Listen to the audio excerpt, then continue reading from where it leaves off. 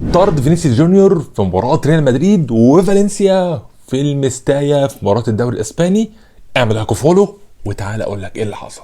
في مباراة ريال مدريد وفالنسيا الاخيرة حصل حالة طرد لفينيسيوس جونيور، وكل الناس اللي شافت المباراة تابعت قد ايه الغضب والاشتباك اللي حصل بين فينيسيوس جونيور والجماهير، جماهير فالنسيا اللي بدأت تسبه وبدأت تتهمه، توصفه بالقرد وان هو فيه جزء من العنصرية وحاجات كتير جدا. خرج عن شعوره فينيسيوس فاضطر انه يصطدم بالجماهير ويبقى فيه غلط متبادل بينهم هما الاتنين، وفينيسيوس اشتبك مع لعيبة فالنسيا والامور زادت عن حدتها جدا لغاية لما الحكم طرد فيني.